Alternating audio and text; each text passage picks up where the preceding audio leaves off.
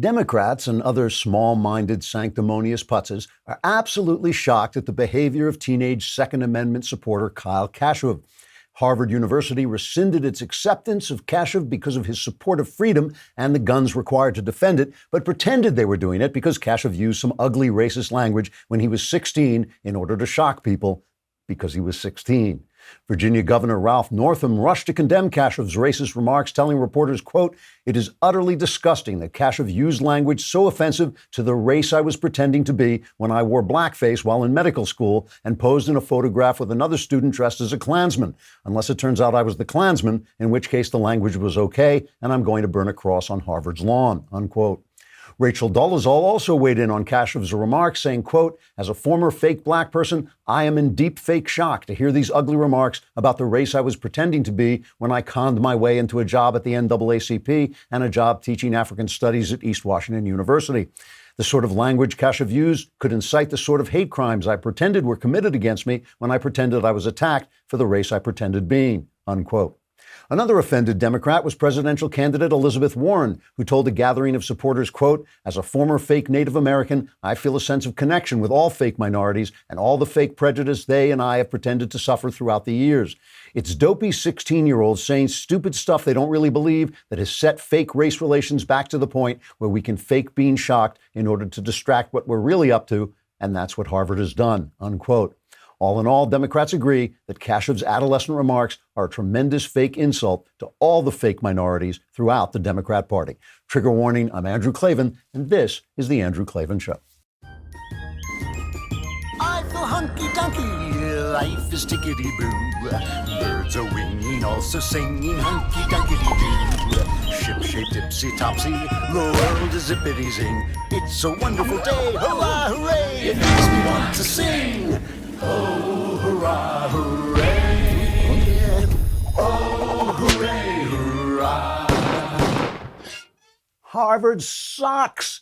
They suck. What Harvard did to Kyle Kashuv sucks. Kyle's former classmate turned political enemy came after the pro-Second Amendment teenager by unearthing some stupid stuff he wrote when he was 16, and Harvard responded by rescinding Kyle's acceptance. Kyle repeatedly used the N-word, trying to be shocking when he was 16, which is typical garbage adolescent male behavior. And anyone who says, "Oh, well, I was an adolescent and I never used that word," do yourself a favor and shut up. Sit for a minute. Think. It should take you approximately 3 seconds to remember something equally horrible and unforgivable that you did do sometime in your life. And if you can't do that, congratulations, you're a sociopath without a conscience, because we've all done unforgivable things, every single one of us. That's why we forgive each other, especially young people, especially when they're just experimenting with being shocking instead of actually expressing racist beliefs, as Kyle was. And in fact, Harvard's diversity office accepted Kyle's clearly heartfelt apology, but the admissions office still booted him. Why? Do you really have to ask? Would they have done the same thing to a leftist? Like hell they would. The fact is, Harvard isn't Harvard anymore. Like Yale, like the New York Times and NBC News and Disney and a whole lot of other institutions, they've been body-snatched by the left. Leftism is like that alien in the first Men in Black movie. Remember, he kills the farmer, then he puts on the farmer's skin, then he rambles around doing a poor imitation of the farmer so he can wreak havoc. Harvard is just a Harvard suit with leftism inside. The New York Times is just a newspaper skin with leftism inside. They are not what they appear to be, but for as long as they can wear the skin, they keep the prestige earned by the better people who came before them. Kyle's only consolation is that Harvard is the gateway to an elite that has been completely discredited and is being rejected throughout the West for its utter failure to do anything but limit our freedoms and surrender our culture to an increasingly pinched and oppressive way of life. The elite themselves are no longer elite, just leftism inside an elite skin, destroying what was built by a better elite from generations past. So screw Harvard, Kyle. You can get a better education at Hillsdale or by reading a good book. We're going to talk about this more. I'm clearly annoyed. I'm annoyed that Harvard gets to pretend to be Harvard any longer and treat people like this is a terrible thing. Hey, you are looking, I know when you look at me, you're so dazzled by my beauty. It's hard to think clearly about what you're really looking at, but you're looking at a lifelong freelancer. I am a freelancer. I always have been, or I have been since my youth. And you want to know how to find good freelance talent for your business or project. And that's why there's Fiverr. Finding the right freelancer can be time-consuming, frustrating, and expensive. If you go to Fiverr, you can do it fast and for a good price. Fiverr makes finding the right freelancer less of a struggle. Fiverr's marketplace connects businesses with freelancers who offer hundreds of digital services, including graphic design, copywriting, web programming, film editing, and more. Find what you're looking for instantly. Search by service, delivery time, price, reviews, just to name a few. You'll know exactly what you're paying for upfront, no negotiating needed. Finally, Fiverr has services you can trust using seller ratings, levels, and buyer feedback. It's simple to review, compare, and purchase the services you need from sellers you trust. Take 5 and check out Fiverr.com and you will receive 10% off your first order by using my code Klavan. It's so easy. Don't waste any more time and get the service you deserve by going to Fiverr. It's Fiverr. There's 2 R's, Fiverr.com, code Klavan. Again, that's Fiverr.com, code Klavan. And you know, there's 2 R's in Fiverr, but how many E's are there in Klavan? That's what you're wondering. No E's in Klavan. There's never E's in being Klavan. It is just, make it look easy, but it's always, always hard. The mailbag is tomorrow. That's why people are screaming wildly all over the place. Go to dailywire.com and subscribe. A lousy $10 for a month, a lousy $100 for the year. And I'll answer your questions. And all my answers are guaranteed correct and will change your life, sometimes for the better. Go to dailywire.com, hit the podcast button, hit the Andrew Klavan podcast, hit the mailbag symbol, and you can ask me about anything you want. That is a pretty good deal. Also, you should know that this is the last week before my vacation, so a Klavanless week is coming up. You want to store water, food, guns probably, acid baths, knives, anything that will help you keep alive as the leftist zombies accumulate during the Klavanless week. So suck out all the Klavan-y goodness you can get this week because it's coming. The Klavanless week is coming. Sometimes I look at never Trumpers, the guys who are never Trumpers, and I understand this is their conscience, but sometimes I think that a lot of them were that kid in school who would get punched or something, and they would say, well, just because you punch me doesn't make you right, Because sometimes when kids are kind of like little weedy intellectuals, they like to tell themselves, well, yeah, you're bigger than me, and you get all the girls, and you're on the football team, and maybe you beat me up, but I'm a smarter, better person than you. And a lot of times that's true. They are smarter, better people than the bullies and all that. And I think they look at Donald Trump and they think, here is that guy, that bully is in office doing more than I could ever do. And I'm not, mentioning Bill Kristol or anything like that, but I'm just saying, I look at that guy and I think he's the guy who thought like, oh yeah, well, I'm not smarter than you are. And there's Donald Trump doing all the stuff that Bill Kristol couldn't get done and doing it better. And he hates him for it. And the reason that Donald Trump, somebody wrote in the Claremont Review the other day,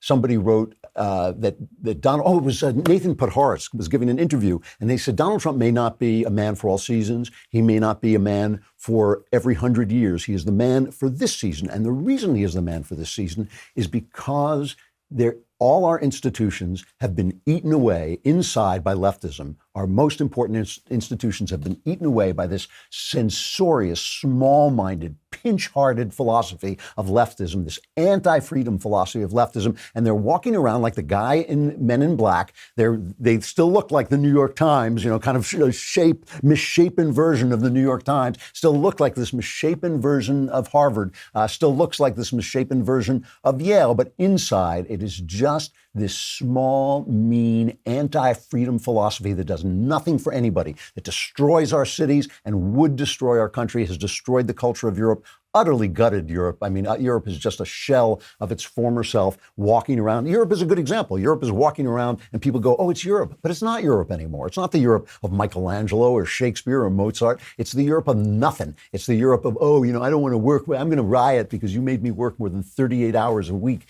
That is the Europe that's left walking around looking like the Europe of its great culture. Let's see if they can rebuild Notre Dame, and then I'll tell you if there's anything left of Europe. You know, George Will made this comment recently, and I have time for George Will. He's just like kind of an old-fashioned guy. He's from a day, Andrew Breitbart always used to say, yeah, George Will is great. He's from the time when the Republicans were in the minority, and they figured they always would be, and they didn't want to win. But he made this comment the other day about all this anti-elite nationalism, populism that's rising up throughout the West.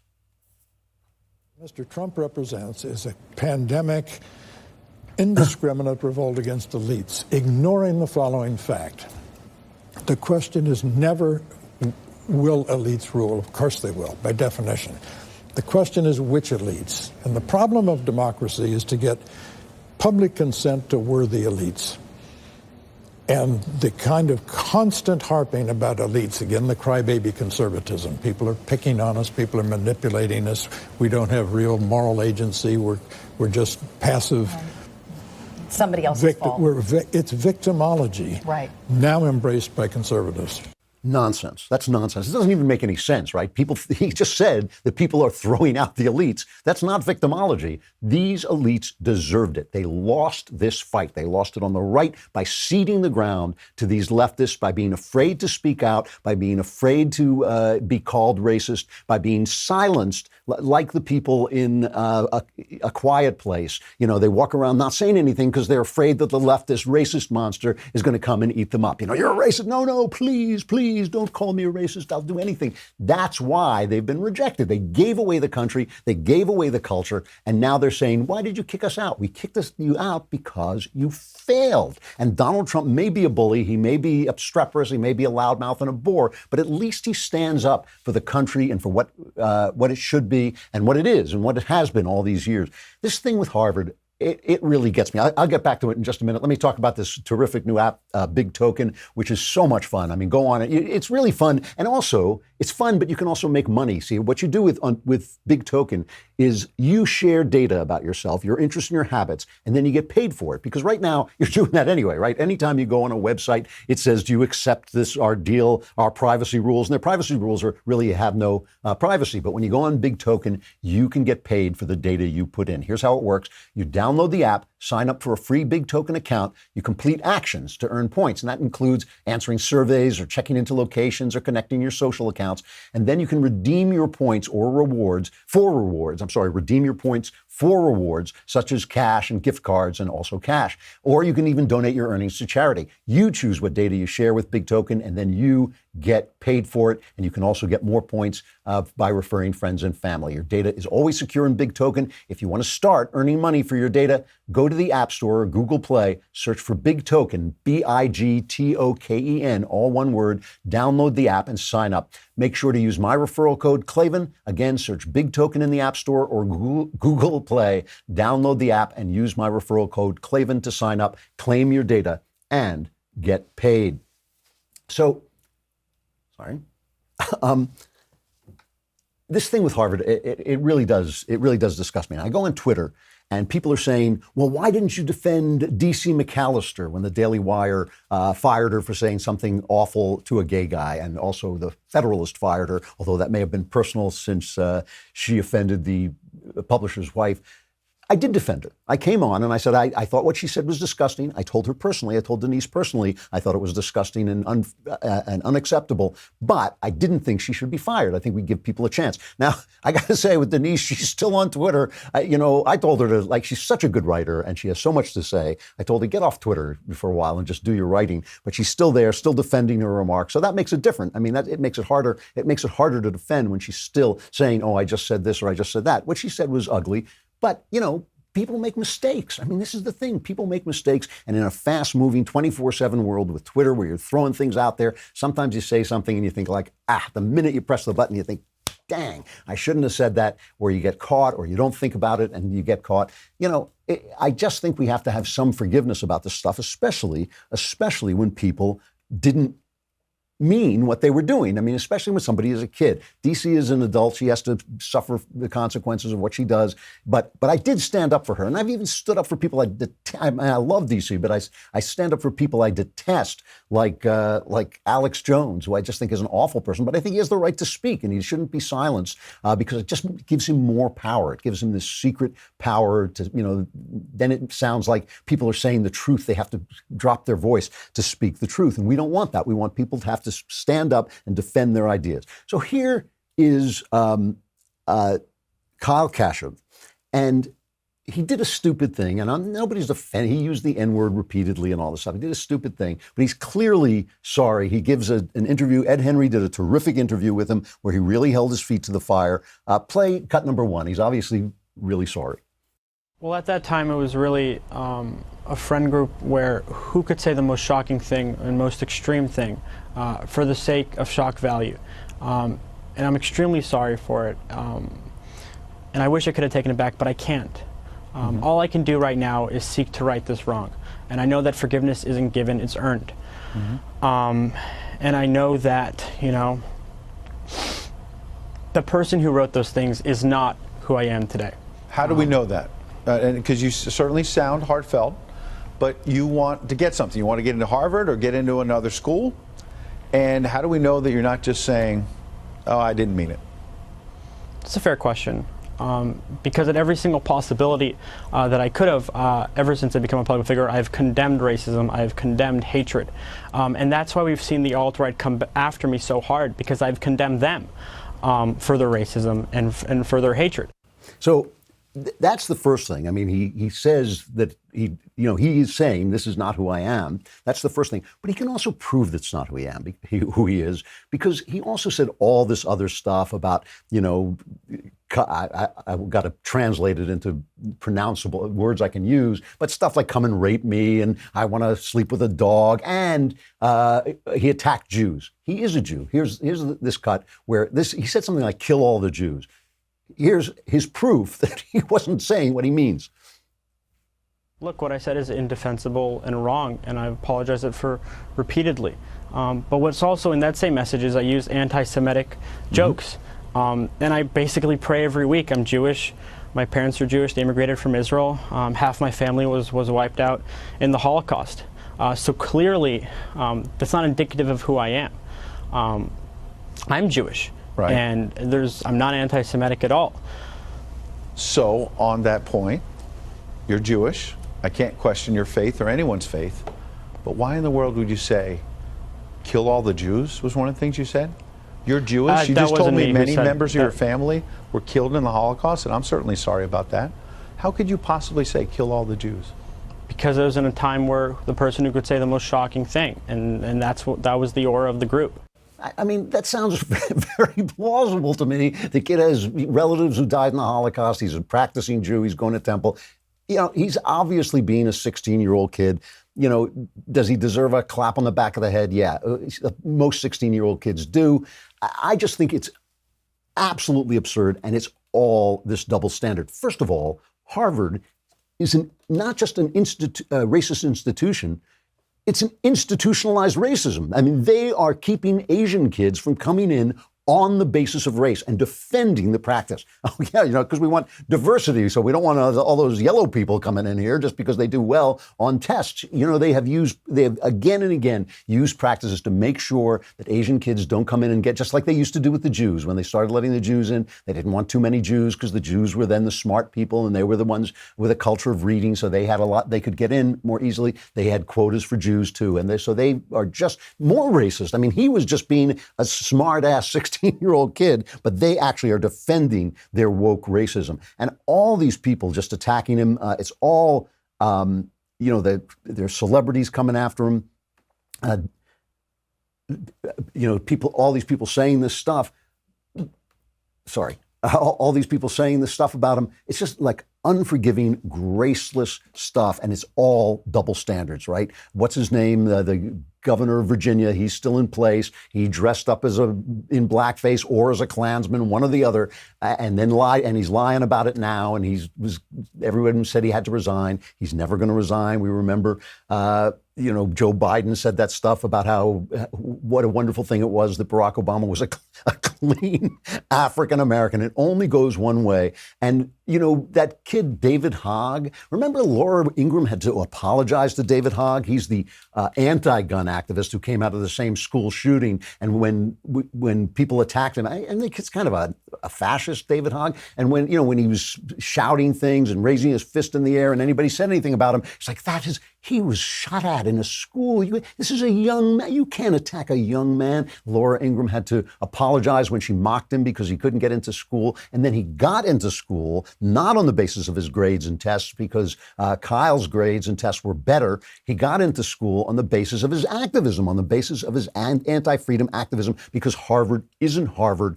Harvard is leftism in a Harvard skin. That's why. They are there now to train you to leftism. They are there to take the idea of freedom away, to make sure that you learn about America as a bad place that has to be changed, that has to be fundamentally transformed. They are not the institution that they were. If there are some old guys still hanging on there, believe me, when they're replaced, they will not be replaced by patriots. This is true of, and it's true of so much that we're looking at. I mean, it is amazing to me when we had this whole thing with Steve Crowder attacking a journalist and making fun of a journalist, and Crowder is obviously this antic comedian, and he says all these things.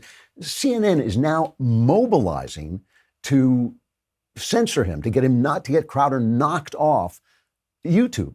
They want him deplatformed for being a comedian. Not Samantha Bee, who in all seriousness called Trump's daughter the C word. Not Samantha Bee. That's fine. It doesn't even matter. Look, I'm glad CNN wasn't doing this in public. They were only doing it on CNN, so nobody was watching. But still, the kind of thing that they're saying is amazing. This is a reporter who had an interview with the Google CEO and was being an activist in favor of censorship. YouTube has taken a lot of heat also for these homophobic videos, specifically ones aimed at this Vox journalist that are still on, even after they put out these new guidelines. I asked him directly, why is that still there, those videos? Are you going to take them down?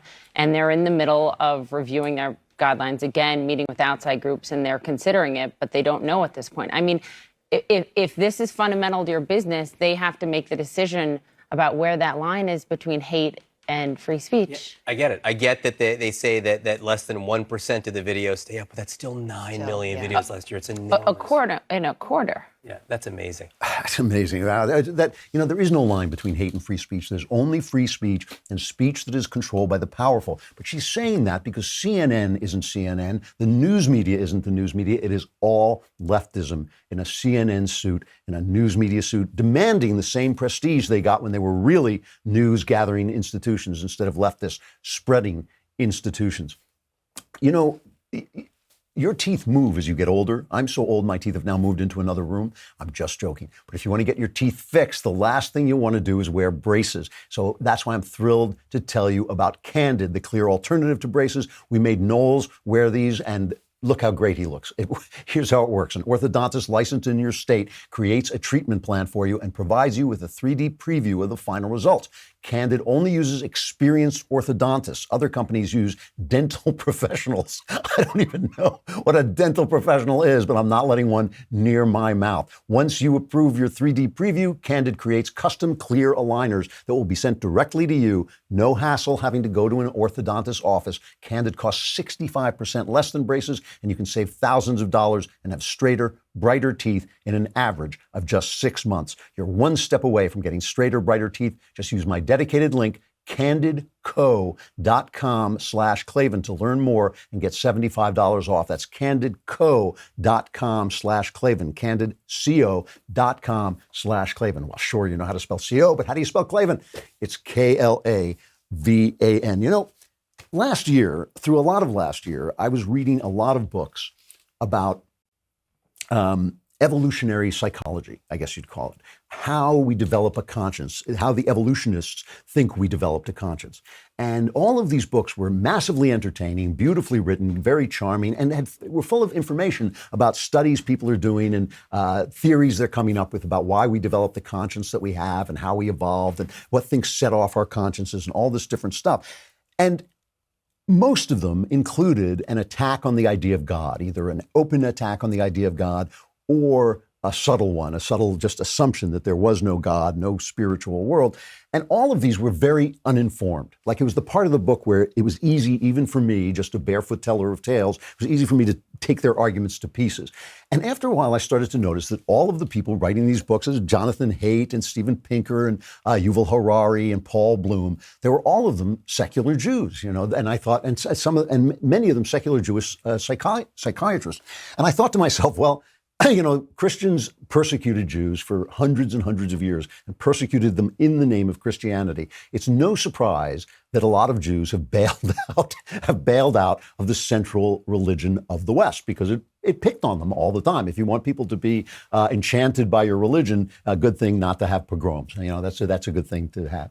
But it is interesting to me that there is a large strain in Jewish thought dedicated to materializing the world, to making sure there is nothing in the world that can be counted as supernatural or spiritual, like the conscience, which I think is supernatural and spiritual. That's why I think their arguments against God are so bad, and they don't really know anything about Christian theology, and so their arguments are ill-informed. And again, the people are good people. They're writing interesting books. The books are charming and interesting and full of interesting data until they start talking about religion.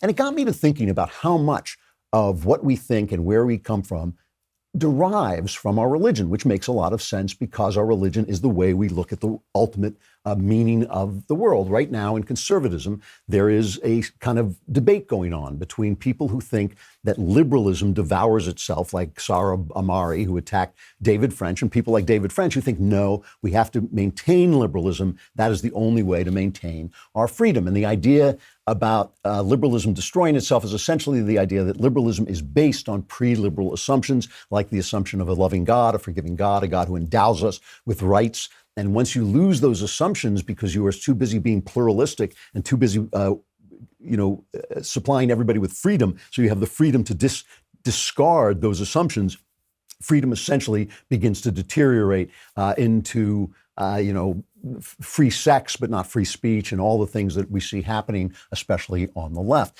But it occurred to me, it was easy to see that all the people making the argument against liberalism were Catholics. And in fact, a lot of this movement started in the excellent magazine First Things, which is essentially a Catholic intellectual magazine. And the people making the argument in favor of liberalism, like David French, tended to be Protestant and even, or evangelicals. I guess that's the same thing. They tended to come from Protestant religions because, of course, America is essentially the product of Protestantism. It's essentially derives from the idea that you are guided by your inner light, that you read the scriptures by your inner light, and you as an individual can find your way to God. And you don't need priests and you don't need authorities, where Catholicism has a more top-down kind of religion.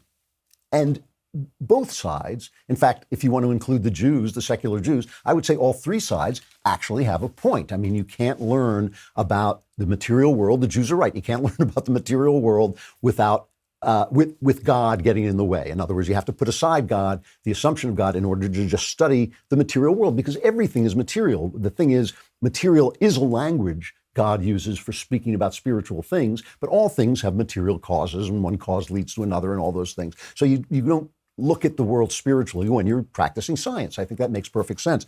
But also, I think that there is no Protestantism without Catholicism, right? Protestantism is a protest. It's a reactionary movement, a reaction to Catholicism.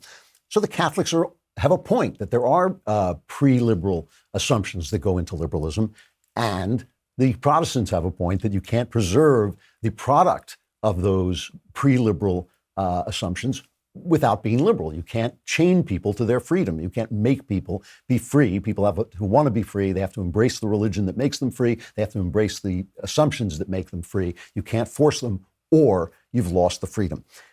The left also has a religion. Their religion is atheism. Their religion is materialism, not the kind of materialism I was talking about before, but an absolute dedication to the idea that if you move materials around, you can eliminate human sin. You can eliminate human injustice. If you take the money away from the guy who made it and give it to somebody else, that person's poverty will go away. It's not that person's behaviors that are putting him, making him impoverished. It's that he just doesn't have the money that this guy has. So you take that money and you give it there. There's no charity. It's an entitlement. He's entitled to that money. And then somehow that's going to solve his problem. When you have that idea, you make yourself essentially into a god. And we were talking about this a little bit yesterday. We were talking about the abolition of man and the idea that fewer and fewer people are telling more and more people who they should be as humankind. This is a very unforgiving God. And this is the thing that I think is coming out of Harvard. As you see it on Twitter, you see it every time somebody is outrage mobbed, every time somebody is swamped, every time we are told that we have to live like the people in a quiet place, afraid to open our mouths, afraid to admit our past, because the apologies, if you're on the right, your apologies are no good here. Your apologies cannot be cashed. This is a very unforgiving God they worship. The way we think about God affects the way we think about life, affects the life that we see. And the way that the left thinks about God, it is they are the gods. They are the gods, and they are an unforgiving God, a small-minded God, an anti-freedom God. And they have infested and infected some of our greatest institutions, and they've infected the elite as a whole. And the elite is no longer the elite, and these institutions are no longer those institutions. They're simply the religion, the God, the unforgiving God of leftism.